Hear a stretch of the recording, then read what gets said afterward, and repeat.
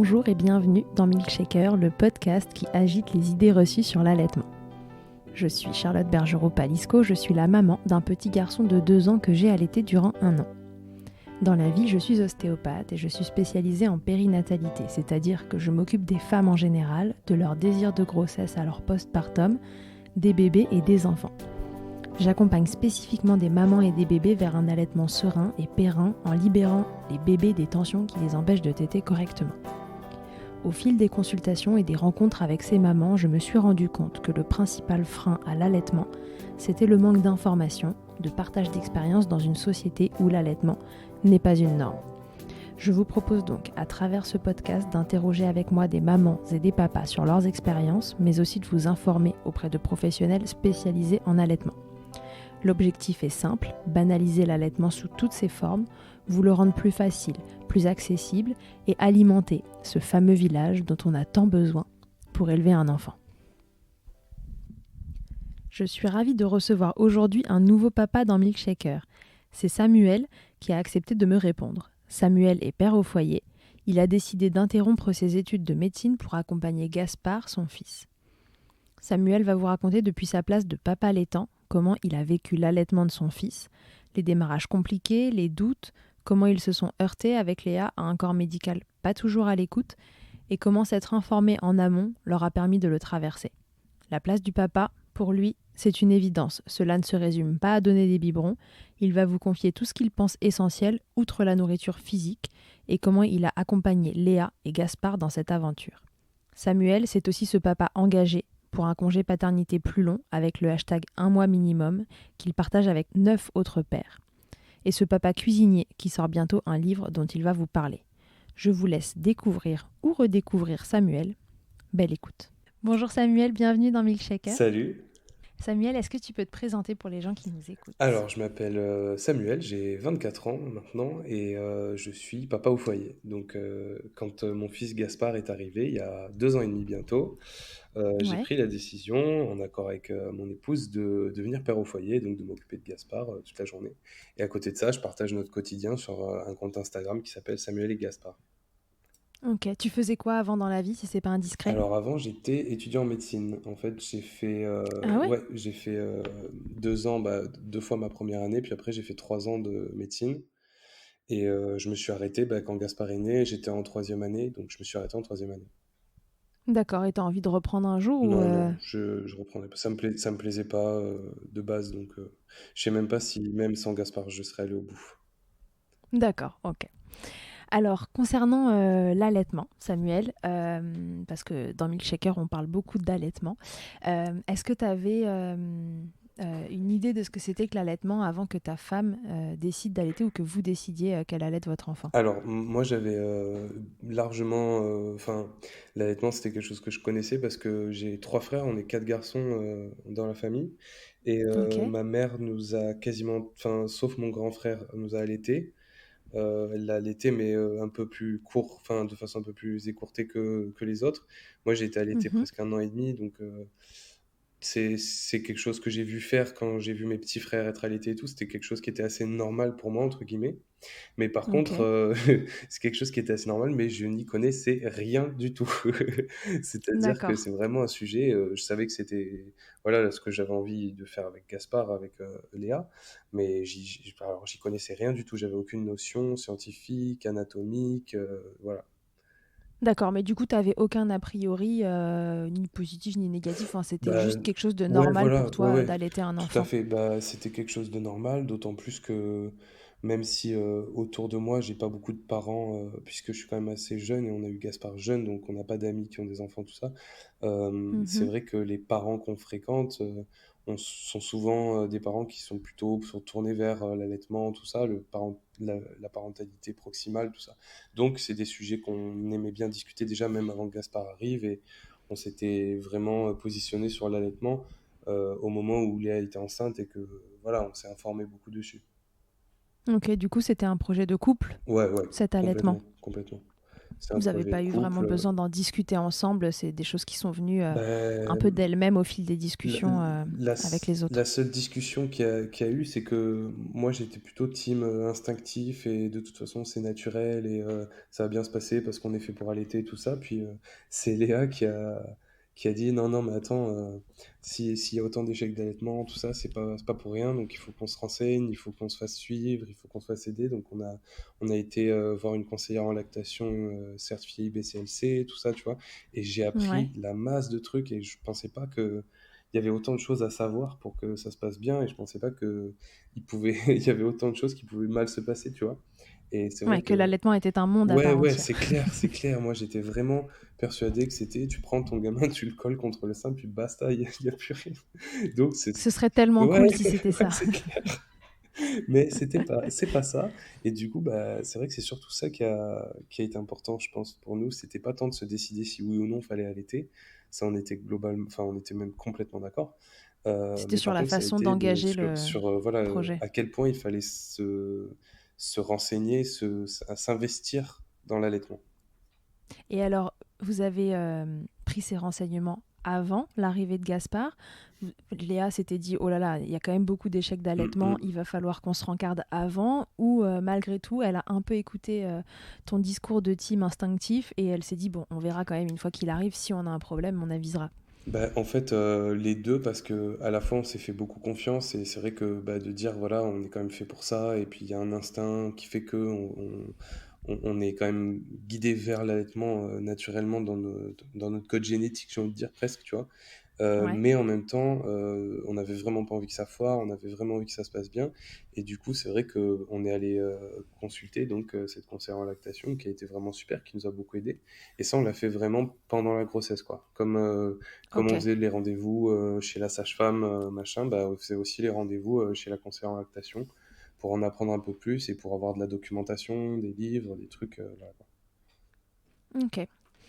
Donc vous vous êtes renseigné pendant la grossesse, Gaspard est arrivé, et là, comment ça s'est Et passé? Est-ce là, que boum, elle l'a mis au cata. sein et que ça s'est bien passé? Est-ce que des fois, il y a des gens Mince. qui te répondent, ouais, ça s'est super bien passé. Mais Franchement, figure-toi que oui, de temps en temps. franchement, la Alors, chance. Je dis bravo moi, parce des que formations professionnelles au cabinet, les gens, en général, ça s'est pas oui, bien passé. Mais ouais, non, ça mais arrive, tant promis, de mieux, temps en temps. tant mieux, tant mieux. Franchement, non, nous, ça a été vraiment une galère. Bon, Bon, ça c'est dit. déjà, il y a eu. Non, mais c'est vrai, hein, mais tant mieux parce que c'est une Bah galère oui, qu'on va peut-être pouvoir éviter en la racontant à d'autres. Euh, c'est le but. c'est, bon, déjà l'accouchement, il a été globalement difficile, enfin assez long, assez voilà, plein de rebondissements, tout ça. Mais quand Mhm. Gaspard est arrivé, la prise au sein était assez compliquée. Et Ouais. en fait, il s'est avéré que bah, ça lui faisait mal, enfin Léa, ça lui faisait mal, le Gaspard prenait pas beaucoup le sein, et puis la courbe de poids, la fameuse courbe de poids, Ouais. ne remontait pas au bout de 2 jours. Et puis Léa me dit, moi je suis sûr, parce qu'on avait quand même été vachement bien renseignés, tu vois, sur les risques, qu'est-ce qui causait le plus Ouais. les échecs d'allaitement et tout. Et puis Léa elle dit, moi je suis sûr qu'il a un frein de langue. Et elle en parle, tu vois, on était au CHU de Montpellier. Et, Ok. et elle en parle aux sages-femmes. Les sages-femmes disent, ah, peut-être, mais nous, on n'est pas trop qualifiés, il faudrait voir avec la pédiatre. On en parle à la pédiatre, elle dit, ok, mais moi, je fais pas les freins de langue, donc il faut attendre qu'il y ait quelqu'un qui vienne, enfin, qui sache le faire, un autre pédiatre. Elle dit, mais on va pas rester 15 Mhm. jours à l'hôpital pour qu'il y ait le mec qui rentre de vacances, tu vois. Donc, Mais déjà, quelqu'un admettait vas-y, qu'il y avait vas-y. quelque chose et qu'il fallait attendre la personne suivante. Et ça, c'était déjà Bah, pas en mal. fait, elle admettait plus ou moins. Disons que moi, j'ai plutôt ressenti le truc en mode, bon, si vous le dites, mais moi, de toute façon, je m'en occuperai pas. Tu vois, Ah c'était ouais, d'accord, pas, c'était plutôt... c'était plutôt bon. Ouais, ok, mais ça a pas l'air super grave, tu vois. Le truc, c'est qu'on voyait que la D'accord. prise de sein elle était pas ouf et ça a commencé à faire vraiment des grosses douleurs à Léa. Puis ça, c'est le cercle vicieux parce qu'après, tu sais, ça fait crevasse et donc t'as encore plus mal enfin, donc, bref, c'était Ouais. vraiment la cata. Et puis il y a même bah, notre conseillère en lactation qui est venue nous visiter à l'hôpital. Ah, Euh, super. ouais, bah ouais, ouais, elle a pu se déplacer, donc elle est venue voir. Elle a confirmé, elle, avec son expérience aussi, le frein de langue. Mhm. Mais le truc, c'est qu'elle, tu sais, elle peut pas, enfin, je veux dire, elle n'était pas Bah du tout non, c'est que qualifiée les pour. médecins C'est ça. ORL ou dentistes qui Elle était sectionnent, ouais. que, elle est, et donc on est sorti de l'hôpital pour aller voir un ORL. En fait, si tu veux, on arrivait à un moment où vraiment tout le monde nous disait, bon là, il faut passer au lait infantile, enfin aux préparations commerciales pour nourrissons parce que il prend pas de poids, il prend pas de poids et tout. Et nous, tu Et vois, on ouais, était ils vraiment étaient stressés, vraiment mais complètement fixés voilà. sur le poids de ce bébé qui Ouais, n'augmentait pas. ouais, voilà, sur le poids, et puis de dire, bah voilà, de toute façon, là, il n'y a plus rien à faire, ça marche pas, tant pis, quoi. Et nous, bah, puis c'est là où la force de Léa a fait la différence, parce que moi, c'est vrai que tu es tellement dans une crainte à ce moment-là pour la santé de ton enfant, que Bien sûr. cette crainte-là, elle passe presque au-dessus du fait de se dire, mais je sais que c'est le mieux pour lui, l'allaitement, tu vois. Et c'est là Ouais, où, ouais. on est resté fort, c'est que Léa, elle a dit, bah écoutez, moi je vais partir en fait, je vais aller trouver un professionnel qui sait couper les freins de langue. Je me casse. Voilà. Et puis en fait, si tu veux, il y a eu un moment où carrément ils nous ont dit, bah non, vous partez pas, et qu'on leur a dit, mais attendez, c'est pas une prison ici en fait, c'est c'est le CHU de Montpellier, tu vois. Donc Mm, moi, mm. ça a aidé parce que je connaissais quand même, tu vois, j'étais à ce moment-là, j'étais encore en troisième année, donc Ouais, tu connaissais quand même deux, trois je choses. connaissais un peu comment ça fonctionne, si tu veux, et donc je leur expliquais très calmement que pour faire un acte médical et pour hospitaliser quelqu'un, il fallait qu'on ait son consentement, et que s'il voulait pas se Mhm. retrouver avec un procès au cul, voilà quoi, en gros, Ouais, c'était bonne ambiance ouais, quoi en c'était partant. bon délire, c'était bon délire. Et donc on est Ok. sorti, on a vu cette ORL sur Montpellier qui a fait une frénotomie Mhm. euh, qui a fonctionné. Non, ça a même pas fonctionné. Non, mais attends, le récit, c'est guérépé le truc. C'est en 3 volumes, hein, je te préviens. Allez, mais go pour les 3 volumes. Non, mais en gros, enfin, la docteure qu'on a vue, elle, elle a coupé, mais en même temps, ça a rien changé, tu vois. Elle nous a dit j'ai coupé, mais nous, enfin, la prise au sein elle était toujours aussi compliquée. Et en fait, Ouais. on est rentré à la maison et on a Donc là, vu la Gaspard avait même sage-femme. pas une semaine. Ah, même pas, ouais, ouais, ça s'est passé en une semaine, tout ça. C'était la D'accord. première semaine. Et là, on est rentré à la maison, la sage-femme venait pour faire les checks, voilà quoi, enfin Classique, le postpartum et poids du tout. Voilà. bébé, comment va maman, est-ce qu'il y a une cicatrice quelque part, tout ça. Exactement. Et en fait, le truc, c'est que c'était la sage-femme qui nous avait suivi toute la grossesse et avec qui on avait un projet d'accouchement à domicile, en fait, à la base, qui s'est pas D'accord. concrétisé. Et donc, c'est quelqu'un avec qui on se sentait vraiment très bien, qui était vraiment super, et avec qui on avait tissé quand même une belle relation. Et elle a vu que le frein de langue était pas suffisamment, enfin, était toujours présent, quoi. Il t'est En pas gros, coupé assez loin. ouais, voilà, c'est ça, que c'était pas assez loin. Et du coup, elle a terminé le truc, et puis ça s'est bien passé après. Et là, D'accord. vraiment, c'est là où l'allaitement a démarré vraiment, quoi. Tu vois?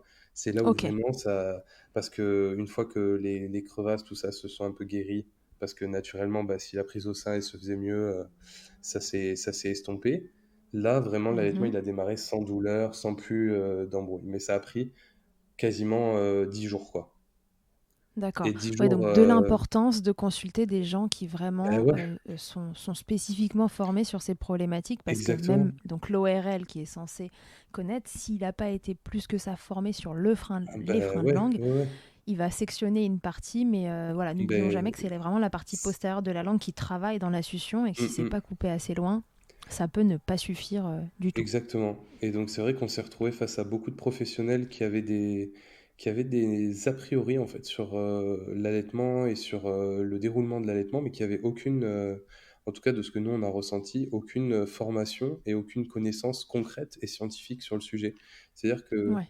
même si la pédiatre elle avait une blouse blanche et qu'elle était certainement très qualifiée sur plein de choses, je pense vraiment que sur l'allaitement, elle avait pas plus de connaissances que n'importe qui d'autre qui entend parler d'allaitement autour de lui, quoi. C'était assez compliqué pour nous parce qu'on se retrouvait C'était face à des des a gens priori, mais pas d'expertise. voilà, qui avaient pas d'expertise particulière ou alors qu'ils le montraient pas.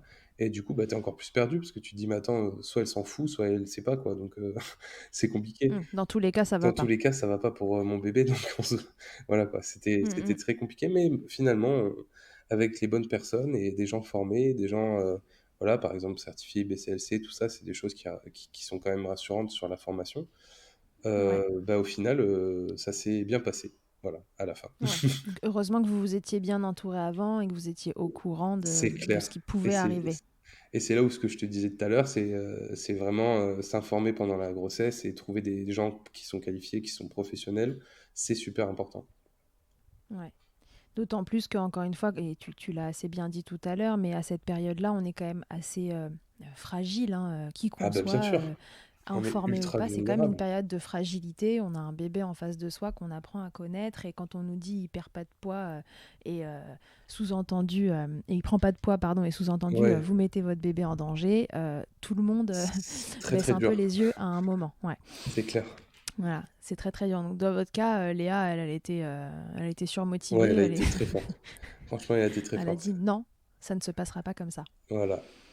Et donc après, comment ça s'est passé, cet allaitement, une fois cette deuxième partie de frein, entre guillemets, Bah, sectionnée?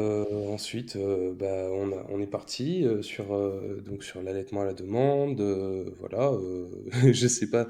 En fait, après, ça a tellement bien roulé, si tu veux. Bon, après, ça a tellement bien roulé, c'était quand même extrêmement fatigant, surtout pour Léa, parce Mhm. que bah, quand même, ça demande un investissement la nuit qui est quand même différent. Enfin, Gaspard, par exemple, Bien sûr. c'est un bébé qui a eu beaucoup, beaucoup, beaucoup besoin d'être d'être au sein, soit d'être porté pour dormir. C'est-à-dire que jusqu'à ses, je sais pas, je dirais jusqu'à ses 6 8 mois, Mhm. c'était quasiment systématiquement le sein ou l'écharpe. Et puis moi, pour ses siestes, je l'ai porté en écharpe jusqu'à ses 18 mois, tu vois, Ouais. pendant Il toute avait la vraiment sieste. besoin de ce Il contact. a vraiment besoin de ce contact perpétuel et tout. Puis Léa, elle est retournée au boulot au bout de 6 7 mois. Mais bon, de façon Ouais. complètement progressif, si tu veux, justement pour préserver cet allaitement et pour vraiment que ça fonctionne. Donc, elle tirait son lait. Au début, pendant plusieurs mois, elle revenait le midi parce qu'elle Mhm. n'était pas très loin. Donc, elle revenait le midi. Moi, entre-temps, dans la matinée, je lui donnais à la cup du lait qu'elle avait tiré. Ouais. Et l'après-midi, pareil. Et puis le soir, on retrouvait donc Léa. Et petit à petit, versé, je sais pas, alors ça, versé, je pense, 1 an et demi, elle arrêtait de rentrer Mhm. le midi, tu vois, parce que, bon, clairement, ça commence à être moins une demande pour Gaspard d'être allaité, tu vois, de ouf. Mais bon, il continue à vraiment apprécier les moments de tétée quand même. Et Ok. il a été allaité jusqu'à 2 ans et un mois ou deux, un truc comme ça. D'accord. Ok. Donc vous avez eu un allaitement relativement long quand même. Ouais, relativement long, mais on n'est pas allé jusqu'à vraiment le sevrage 100% naturel, comme on peut dire, c'est-à-dire vraiment jusqu'à que l'enfant n'ait plus du tout de demande ou qu'il n'y ait plus du tout je sais pas, Ça a de été production de lait ou quoi. induit en Donc douceur. ça a été induit vraiment en douceur et surtout, ça a été très, très progressif, quoi. Ok. Quelle place t'as pris toi dans cet allaitement? Alors j'imagine une place énorme vu que c'est toi qui es resté à la maison avec Gaspard depuis 2 ans et demi, c'est ça? Ouais, Tu tout m'as à dit fait. 2 ans et demi le loulou. C'est ça, 2 ans et demi, ouais. Quelle place t'as pris dans cet allaitement? Comment t'as pu accompagner Léa dans les 6 premiers mois quand elle était encore à la maison full time avec toi et ensuite? Bah, c'est ce que je me suis dit, moi, c'est bon, bah, tu l'allaites pas, d'accord, mais Léa, ça lui demande un tel investissement de temps et d'énergie. Qu'est-ce que toi, tu peux faire déjà d'un pour recharger les batteries de ta femme, pour l'aider à faire que sa journée, quand même, elle réussisse à quand même pas être épuisée à la fin et pas être, parce que c'est quand même assez fatigant. En tout cas, ça a été pour Léa plutôt fatigant. Et la deuxième chose, Ouais. c'est comment moi, je peux créer un lien avec Gaspard pour aussi que je prenne part, si tu veux, à la dynamique de l'allaitement, parce que pour moi, l'allaitement, ça va au-delà de juste se nourrir au sein de sa mère. C'est vraiment faire symbiose avec ses parents et même son Mhm. papa, tu vois. Et c'est pour ça que, Ouais. par exemple, j'ai beaucoup porté Gaspard pour qu'on ait ce Mhm. contact-là aussi.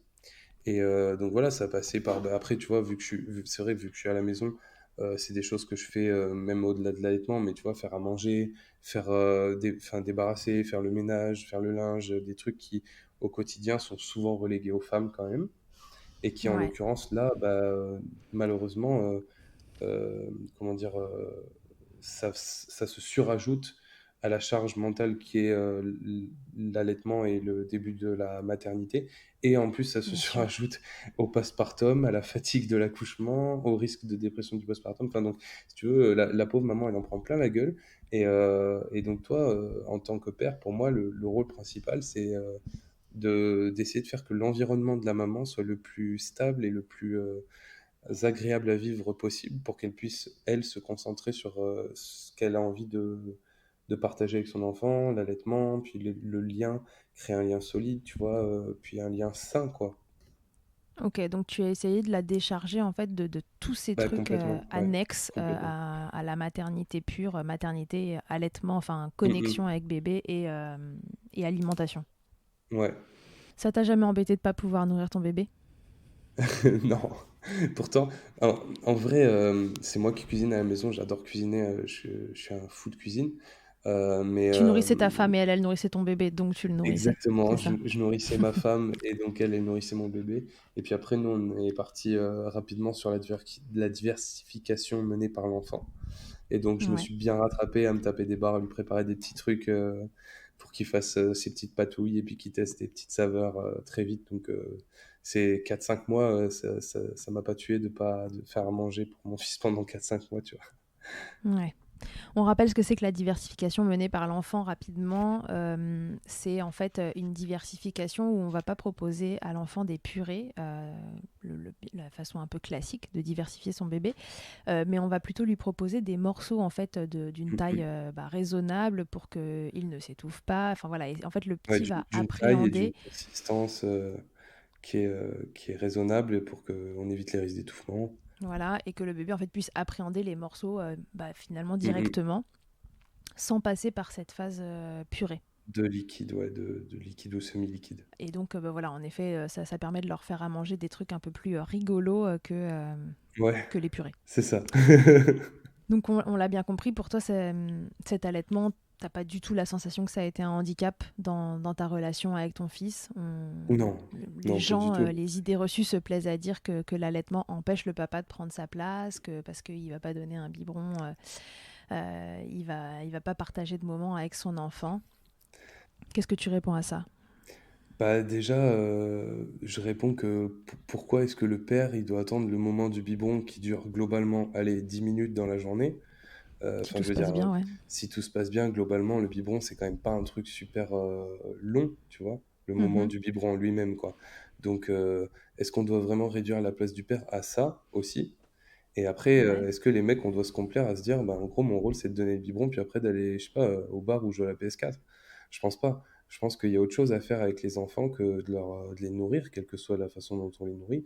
Et qu'il y a aussi Mhm. nourrir autre chose que l'estomac, c'est nourrir l'âme et le cœur de l'enfant, tout ce qui est émotionnel et psychique. Et pour moi, ça passe par bien autre chose que le biberon. Ça passe par le jeu, les regards, la voix, la musique, le chant, le portage.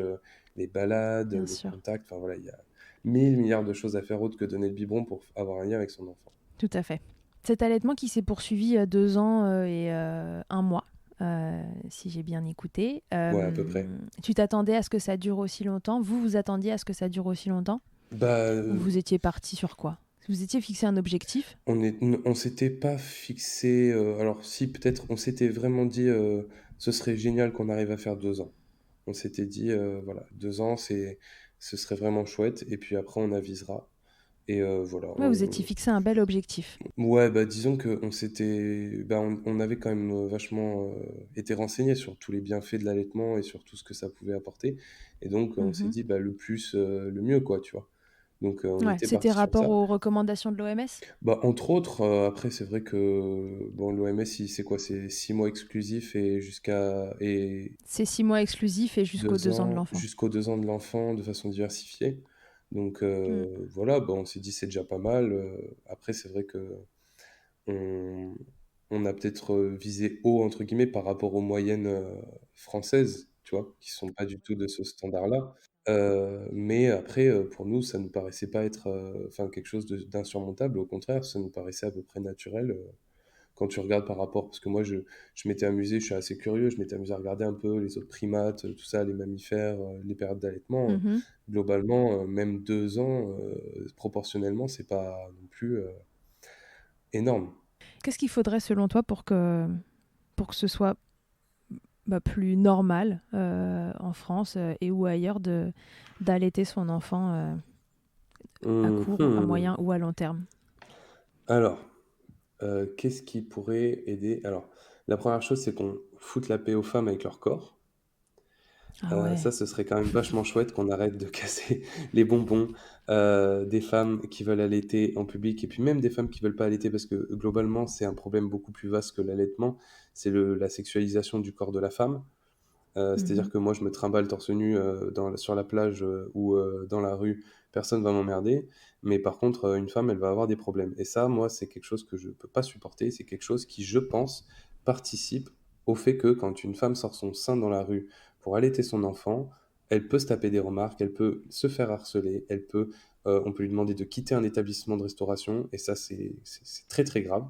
Donc, il y a déjà tout ce volet-là de la normalisation de l'allaitement dans l'espace public et de la normalisation de l'allaitement pour la femme, en fait. Et après, il y a l'autre volet qui est Ça a primordial, été c'est la... votre cas, tout ça? Ah bah nous, ça nous est arrivé, ouais. Ça nous est arrivé dans un restaurant qu'un mec nous Mhm. fasse une remarque, un serveur. Et on a été, mais Ouais. sidérés, quoi. On a été Il sidérés vous parce a que dit quoi? il nous avait dit quoi il nous avait dit, moi ça me dérange pas, mais faites attention. Enfin, tu vois, un truc, genre moi ça me dérange pas, mais ça me dérange un peu quand même, tu vois. Moi, je suis pas raciste, mais Ouais, c'est ça, moi je suis pas raciste, mais j'aime pas trop les blacks, tu vois, un truc comme ça, un truc un peu pareil, mais hallucinant. On était sidérés. ok. Et après, tu vois, c'est des regards de temps en temps, puis des réflexions. Puis après, bon, tu vois, nous, on a le truc d'être sur les réseaux sociaux et tout. Donc, forcément, sur les réseaux sociaux, tu as aussi des abrutis qui font des remarques vraiment pas très intelligentes. Mais quand Mm, bien mm, même, mm. dans la rue, dans l'espace public, ça nous est arrivé de voir vraiment des regards insistants. Voilà, bon, ça Ouais, arrive et c'est dérangeant. vraiment un problème dérangeant parce que tu te sens pas libre Mhm. de faire ce que tu as envie de faire et surtout de faire quelque chose que Mhm. tu estimes être purement instinctif, naturel et sain.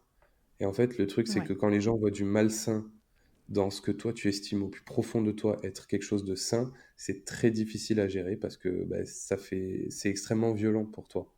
Parce que tu es Mm, dans mm, une mm. certitude tellement profonde que quelqu'un puisse sentir un truc malsain, même un truc sexuel ou quoi là-dedans, c'est extrêmement dérangeant. Et les gens se rendent pas Ouais, compte de ça, ouais. forcément. Et à l'inverse, Tu en vois? face, la personne est tellement dans sa certitude à elle aussi que Ouais, ça l'est, que c'est les ça. deux mondes ont du mal à C'est se rencontrer. compliqué, c'est compliqué d'entamer le dialogue. Et après, donc ça, c'est le premier volet qui est primordial. Et puis la deuxième chose, Mhm. c'est la formation et l'information des professionnels de la petite enfance et des professionnels de santé sur l'allaitement. Ça, c'est quelque Mm, chose mm, auquel mm. nous, on a fait face, comme je t'ai raconté, mais 100% des gens avec qui j'ai discuté de ça y ont fait face à un moment. C'est des professionnels qui ne Ouais. sont pas formés correctement à l'allaitement et au soutien à la gestion de l'allaitement de l'allaitement maternel. Et ça, c'est un gros problème. Et je pense que, tu vois, c'est un challenge qu'il faut réussir à surmonter vite parce que les professionnels, les pédiatres, les infirmières, les aides-soignantes, enfin, tu vois, il y a les sages-femmes, tout le monde doit être Ouais. à son Tous ces niveau gens qui formé. satellitent autour des mamans et des Voilà, bébés. tous les gens qui sont autour d'une maman et d'un bébé à un moment du parcours de l'accouchement, de la grossesse et de la petite enfance doivent être informés et formés sur l'allaitement. C'est une priorité pour moi absolue. Ok. Troisième volet. Ouais, la présence du papa, elle est. Ben, en fait, c'est pareil. C'est comme pour le corps de la femme. C'est la présence du papa. Ça touche l'allaitement, mais c'est beaucoup plus large que ça. C'est de dire au père, Mm. ben, les gars, c'est le moment de s'y mettre et c'est le moment de s'intégrer vraiment dans cette dynamique familiale et de s'investir vraiment à fond. Et écoutez-vous les mecs, quoi, parce que moi j'entends beaucoup de gens qui ont des regrets. Et tu vois, moi, vu que, comme je te dis, j'aime bien discuter de ça et tout, je demande aux parents un peu âgés, tu vois, des oncles, des cousins, des trentenaires, quarantenaires, cinquantenaires qui ont eu des enfants, et je leur dis, mais est-ce que des fois, tu vois, tu regrettes de pas avoir pris plus de temps avec ton enfant et tout? Mais je sais pas, je dirais 95% du temps, la réponse est oui. Et donc, Ouais. pour éviter d'avoir ces regrets-là plus tard, c'est dès la naissance de l'enfant et puis même pendant la grossesse qu'il faut se lancer à corps perdu là-dedans. Et écoutez-vous, parce qu'au fond, on a tous cet instinct paternel, enfin cet instinct parental même, c'est ni maternel ni paternel, c'est un instinct parental, un instinct animal de se Mhm. dire j'ai envie d'être proche de mon enfant et j'ai envie de créer un lien avec lui. Mhm. Certains papas te répondraient que merci Samuel, mais toi tu t'es arrêté de tes études pour t'occuper de ton chouchou et tu as pu passer du temps avec lui. Bien sûr.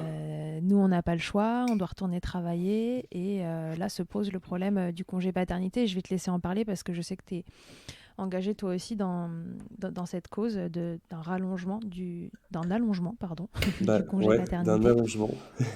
Bah c'est clair, c'est-à-dire que moi j'ai une chance inouïe et même je dirais un luxe d'avoir pu m'arrêter complètement, d'avoir pu faire ce choix-là. C'est pas du tout le cas de tout le monde et ça j'en conviens et c'est tout à fait normal.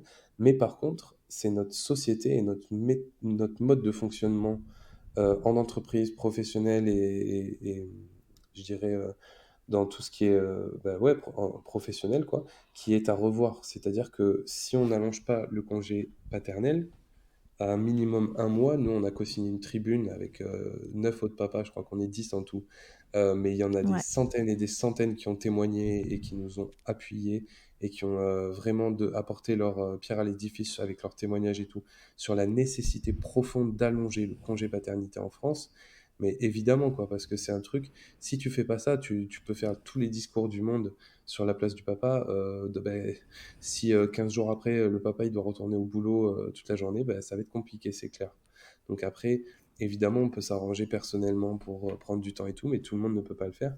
Et donc il faut que l'État, il faut que le gouvernement fasse en sorte que le lien parent-enfant, qu'il soit mhm, maternel, paternel, ou quelle que soit la composition du foyer, quelle que soit la composition des couples, que ce soit des parents solo ou pas, il faut tout faire pour que le lien se fasse de la façon la plus naturelle et la plus accompagnée possible dans un système qui protège et qui informe les parents. ok, c'est très clair, c'est Merci. efficace. Comment on peut vous aider parce que moi je crois au fait que dans ces causes-là, il suffit pas qu'il y ait 10 papas qui s'y mettent, il faut vraiment que tout le monde suive et que chacun parle. La force, elle vient dans le nombre de personnes qui sont d'accord avec ça, mais qui éventuellement savent même pas que ce projet-là existe. Comment on peut vous aider chacun à notre échelle dans ce projet-là? Est-ce qu'il y a, tu vois, une action? Alors bah, là, nous, on a bah, vous pouvez aller directement sur le hashtag un mois minimum sur Instagram et sur les autres Mhm. réseaux sociaux où vous retrouvez tous les contenus qu'on a créés, toutes les interviews qu'on a données par rapport à cette tribune qu'on a du coup appelée un mois minimum. Et en gros, après sur chaque compte des Instagram des co-signataires, on a fait une petite rubrique dans nos Insta où on parle de ça.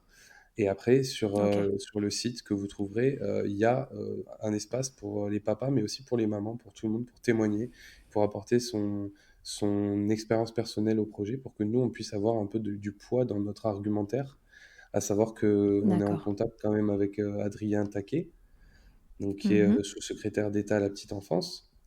Et, Ouais. en fait, bah, c'est avec lui qu'on discute de ce projet-là, et ils sont assez ouverts au dialogue, donc à nous d'appuyer nos propos avec vraiment des preuves et des témoignages pour que vraiment les choses changent vite.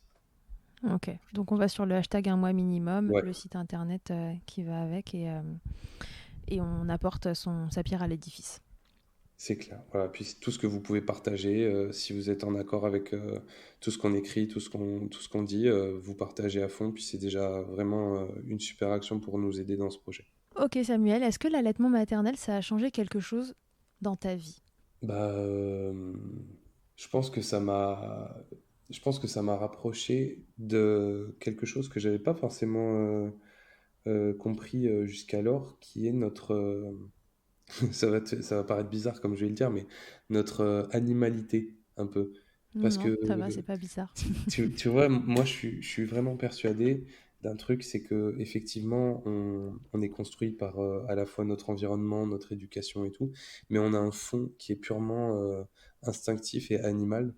Et Mhm. pour moi, l'allaitement, c'est quand même une des choses que l'homme fait qui prouve le plus qu'on a cet instinct de mammifère animal à la proximité avec son enfant. Et c'est une preuve pour moi qu'il y a aussi du bon à écouter ses instincts quand on a enlevé toutes les couches disons, d'éducation normée, qui peut être violente et qui peut être d'a priori. Quand on a Mhm. essayé d'enlever un petit peu toutes ces couches et qu'on atteint le fond de notre instinct animal, je pense que là, il y a vraiment, vraiment beaucoup de gens que ça aiderait et qui seraient apaisés par le fait de se retrouver dans leur instinct parental profond, tu vois. Et l'allaitement, pour moi, c'est Ok. la preuve parfaite de ça. Ouais, c'est pas faux. Ouais, je vois très bien ce que tu veux dire. Je pense pas que ça paraîtra bizarre. Je Bon, pense ça que va. c'est assez clair aussi. Ok. Et quel conseil tu pourrais donner à un papa qui se prépare avec sa femme ou à l'allaitement? Alors, premier conseil, c'est de s'informer. Encore et toujours, de Mhm. s'informer, de lire, de demander à des professionnels, de trouver des professionnels formés. Et Mhm. ensuite, de discuter tout simplement avec sa femme, de lui dire, bah, voilà, toi, de quoi tu auras besoin, de quoi tu penses que tu auras besoin, qu'est-ce que je peux faire? Et de Mhm. vraiment essayer de mettre au point un truc, quoi, tu vois, un plan. Voilà, quand il va arriver, qu'est-ce que je dois faire moi pour t'aider, tu vois? Parce qu'on peut prendre des initiatives et tout, mais il y a aussi beaucoup de choses qui passent par la discussion. Et je pense qu'en organisant un minimum les choses en amont, ça évite beaucoup de stress quand le bébé arrive. Et qui plus est, s'il y a un problème sur l'allaitement ou quoi, de pas s'emballer et de pas perdre les pédales, bah, d'avoir préparé un petit peu le truc en amont, je pense que ça peut être utile. Donc s'informer puis se Mhm. préparer. Ouais, se parler à deux des grandes Ouais. lignes de qu'est-ce que je vais pouvoir faire pour t'accompagner, Mhm. de quoi je peux te décharger. Parfait, Samuel, est-ce que tu nous as tout dit sur l'allaitement? Oh, je sais pas, hein, je crois.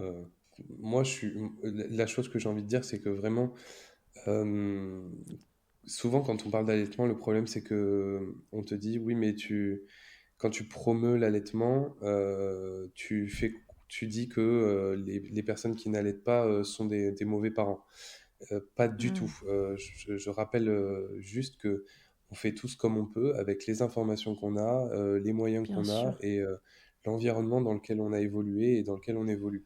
Après, ce qu'on dit, c'est pas que c'est pas bon de pas allaiter. Ce qu'on dit, c'est que c'est pour nous le mieux, c'est l'allaitement. Et ça, c'est quelque chose qu'il faut répéter, répéter, répéter, parce que ça peut permettre vraiment à des gens de comprendre que c'est une solution qui est la plus naturelle et la plus simple quand elle est bien accompagnée et la plus économique. Et En plus. moi, je pense qu'en plus de ça, en termes de population, c'est celle qui permettra une meilleure santé et un meilleur.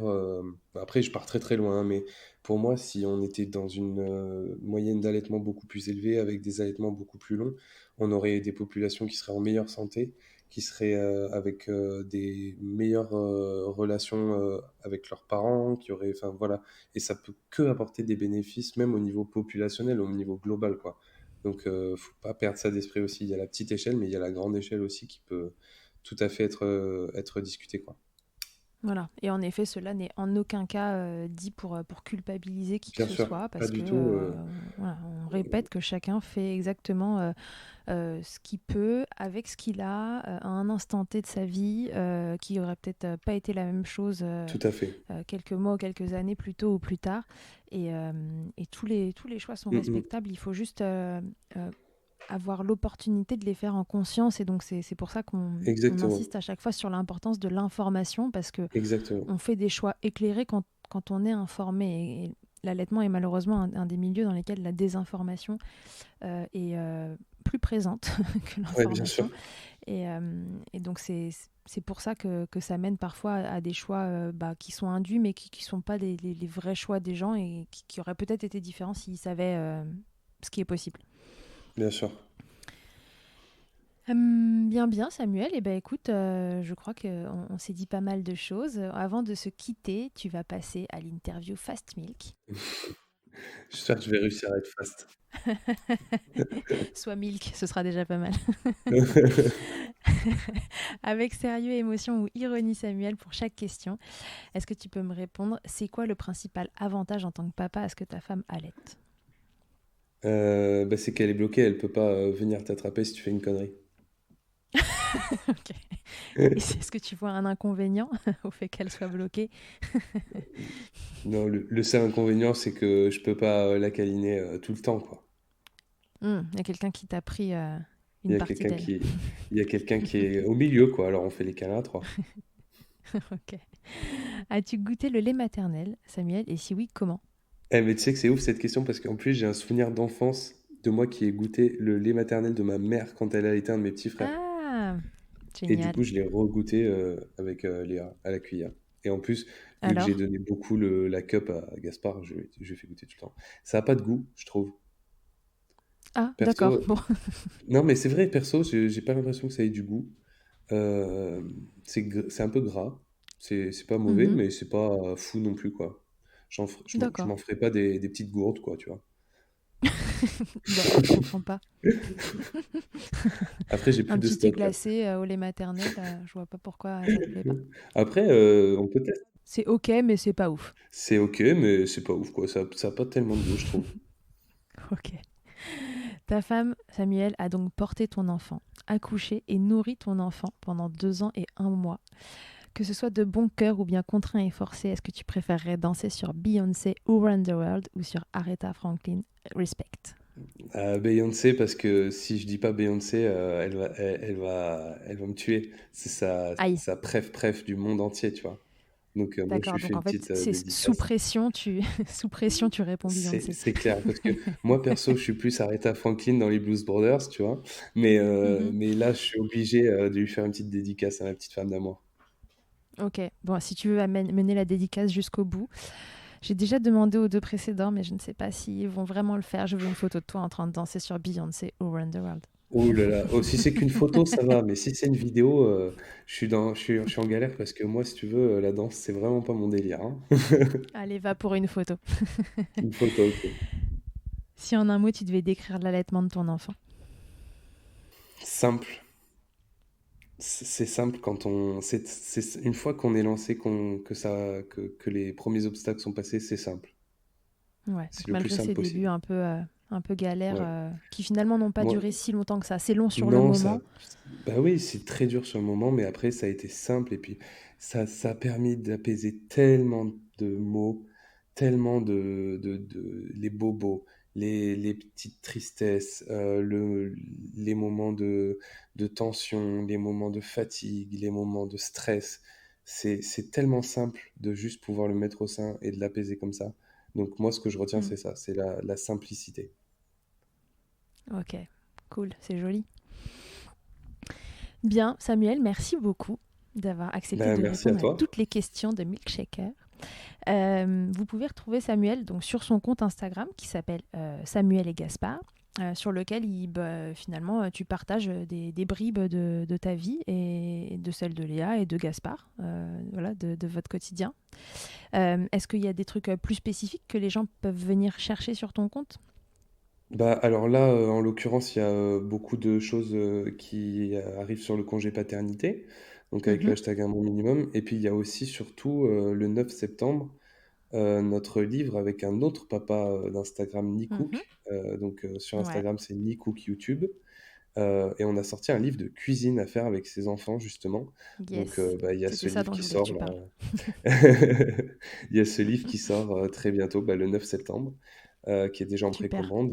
Ça s'appelle En cuisine avec papa. Donc, c'est plein de recettes au fil des saisons, avec des produits frais, sans sucre raffiné. Un truc vraiment sans prétention, mais avec beaucoup d'originalité et pas mal de petits tips pour cuisiner avec son enfant en sérénité, dans la joie et la bonne humeur. Ouais, et qui reflète comment tu t'es éclaté à faire à Ouais, manger franchement, ouais, qui à reflète ton Lolo. notre amour à Nico et à moi pour la cuisine et pour les enfants. Bon, et bah c'est parfait. Encore merci beaucoup, Ben, merci beaucoup. Samuel, pour ce moment partagé. C'était un plaisir de t'interviewer. Ben, merci à toi, c'était super. À très vite, et à tous et à toutes, à bientôt dans Milkshaker. Je ne le dirai jamais assez, merci beaucoup d'avoir écouté cet épisode de Milkshaker. Vous pouvez suivre l'actualité du podcast sur le compte Instagram du même nom et sur mon site internet charlotte-bergerot.fr. Vous êtes enceinte, vous êtes une jeune maman, vous y trouverez aussi une série de tutoriels que j'ai réalisés avec ma collègue durant le confinement. Si vous avez aimé ce podcast, n'hésitez pas à le soutenir en vous abonnant, en laissant un commentaire, en lui attribuant 5 étoiles ou encore en le diffusant au maximum autour de vous. Je vous laisse en compagnie d'Emma et de son titre I'll Be There qui continue de nous accompagner au fil des épisodes. Je vous dis à très vite pour un nouvel épisode. D'ici là, n'oubliez pas, prenez soin de vous, milkshakez autant que vous le voudrez et bousculons ensemble les idées reçues sur l'allaitement maternel. I hate to see you down. Can't stand to know you're hurt. When you say it's getting loud, the voices in your heart. And you know I get it, so let it all out. Keep your head up, your masterpiece, and I'll swear that I'll be there by your side. A text away, you know you can find me. It just takes a whisper and I'll be there to listen. I got you, I'll fight with you, 'cause I love you. I'll be there, I'll be there, oh I'll be there, I'll be there. I know I'm not perfect, sometimes I look myself, but I hope you know I care. You can meet me anywhere. You know I get it, so let it all out. If anyone comes at you, then I'll swear that I'll be there by your side. A text away, you know you can find me. It just takes a whisper and I'll be there to listen. I got you, I'll fight with you, 'cause I love you. I'll be there, I'll be there, oh I'll be there, I'll be there. Just me every time I have you back, and I know that you do the exact same for me. Side by side, don't even need to talk. You know I get it, so let it all out. Keep your head up, your masterpiece, and I'll swear that I'll be there by your side. A text away, you know you can find me. It just takes a whisper and I'll be there to listen. I got you, I'll fight with you, 'cause I love you. I'll be there, I'll be there, so I'll be there, I'll be there.